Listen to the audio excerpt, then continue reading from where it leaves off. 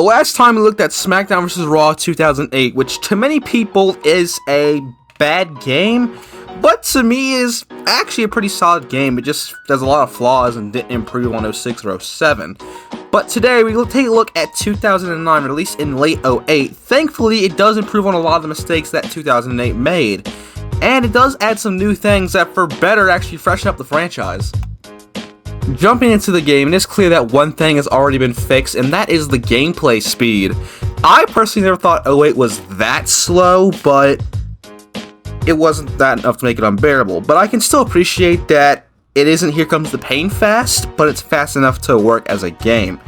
Now, the roster, I'd argue, is actually better than 08, minus one small mistake that the devs made that I will talk about in a second. SVR 2008 features the best and the worst of 2008. We get the video game debuts of Santino Marella, The Miz, Kofi Kingston, Jimmy Wang Yang, Jesse, Festus, future WWE Champion Cody Rhodes, Beth Phoenix, Brian Kendrick, and finally Kurt Hawkins and Zack Ryder. The roster is solid, but it's lacking in the Legends department, with there only being two here, and that's Taz and that's Ric Flair. Now, the reason being why Yuke's decided to scrap Legends was because they had a game plan for the Mania season of 2009 called Legends of WrestleMania, which I will not be reviewing anytime soon. I haven't played the game in years, and I always thought it was boring as shit, but I'd actually like to review it someday now that I know the reason why it was made the way it was. Now, there are a lot more tag teams on the roster, and that's due to this game's marketing featuring having to focus on tag team wrestling.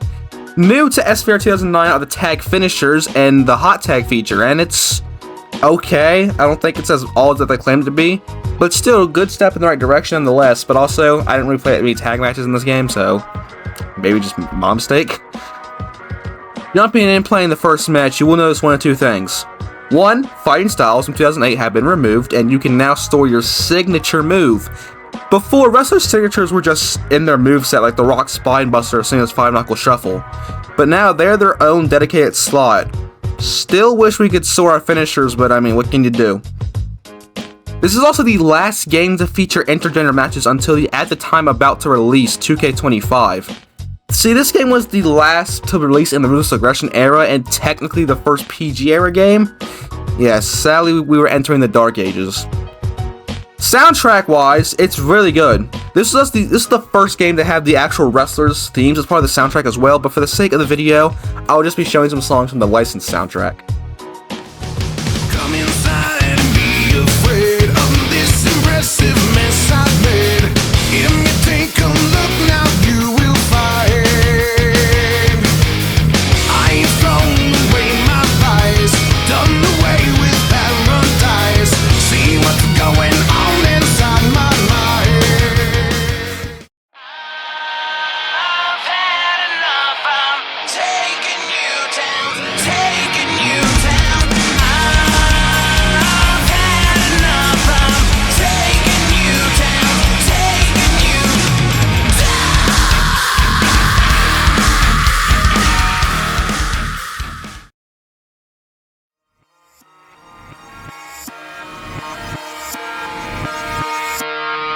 It's war and peace is more than beef. Must uphold the code we swore to keep. It's life and death, it's blood and sweat. We fight for love and respect. It's man to man, it's hand to hand. You make your fist, you take your stand. Prepared to throw down whenever it go down. Under pressure, don't fold, man, hold your ground. You got your pride and I got mine. It's all out war when you cross that line. I'm from LA, I grew up fighting. After school, no rules, clash of the type. You're so much better.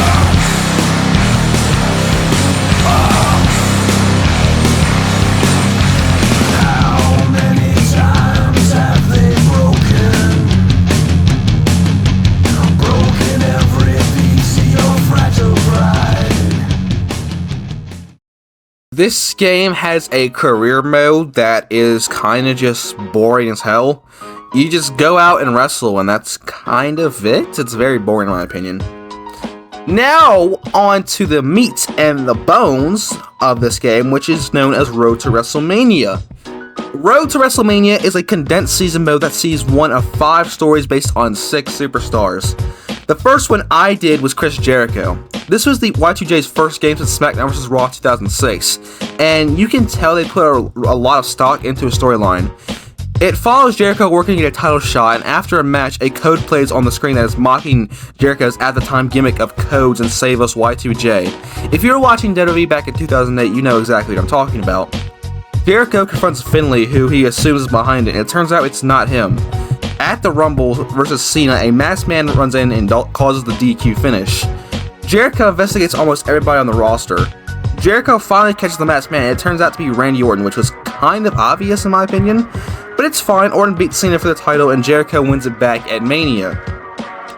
Next, I chose The Undertaker's Road to WrestleMania, and I can't lie, this storyline is wacky and stupid in a good way.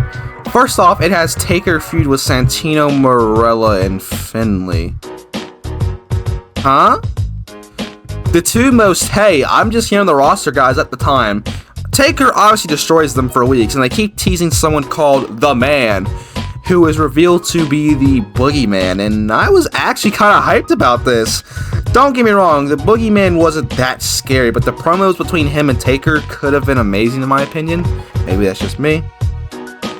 Later, Santino and The Undertaker have a ladder match for the urn, and after pulling it down, The Undertaker turns Santino into a literal zombie. What is this, ECW 6? Anyway, the Boogeyman kills Santino and then does the JOB at Mania and to Taker in a Hell in a Cell match. Next was Triple H, and it's your typical, I am the game, I am the diamond of the industry storyline, until SmackDown vs. Raw 08 gives you the option to either choose to reform DX or Evolution. Up to this point, I had always chosen DX, so for the first time, I chose of Evolution, so sorry Sean, it's 2002 all over again. And it lasts all of 2 weeks. Great. Reforming Evolution feels like a waste of time because Triple H just uses Orton to get a title shot, which he wins anyway. In the comments, let me know, what did you choose when you first played this game? DX or Evolution? Have the GOAT, Mr. Fruity Pebbles himself, John Cena. It's actually my favorite storyline in the game. See, after defeating MVP at Tribute to the Troops, MVP's like, you know what? I hate the US, I'm gone. And then this guy forms his own country called Better Than Utopia, and he runs roughshod with his cabinet William Regal and Umaga. MVP really got the biggest push of his career in a video game. He also makes Cena compete in what is called Better Than Utopia rules. Rule number 1. I need a 5 count to pin a Utopian.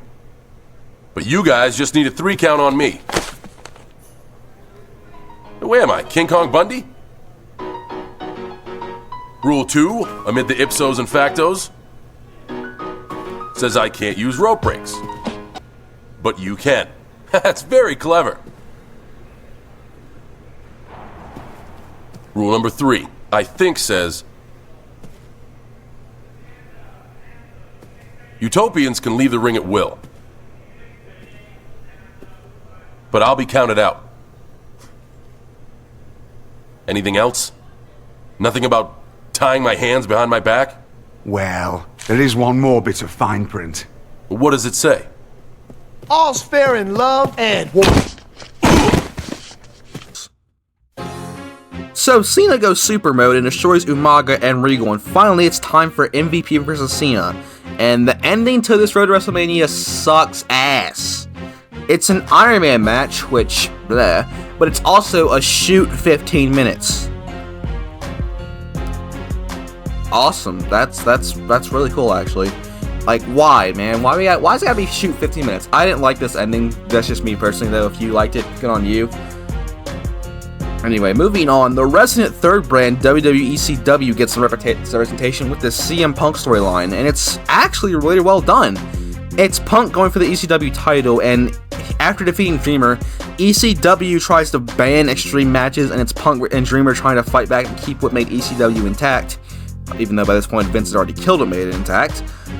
It's actually a cool storyline though, because it sees Taz be a heel commentator a few years before TNA did it, and it actually sees him compete in the ring, and Taz playable in any video game to me, solid game. Finally, we have the co-op mode, Rey Mysterio and Batista. You can also play solo. I chose Rey Mysterio, but it's your standard tag team storyline that actually ends with them competing with each other at Mania for the title. There's also a little feud with Edge in there, which is really cool. There was this funny moment where it's no DQ, so you can help Batista win the world title, and no joke, Edge kicked out of like 7 Batista bombs. I'm not joking. He really got that Hulk Hogan booking. Road to WrestleMania is a very good mode, and besides season mode, it's the best story-based mode in any WWE game series, to my opinion. 09, not a bad game. Solid improvement over 2008.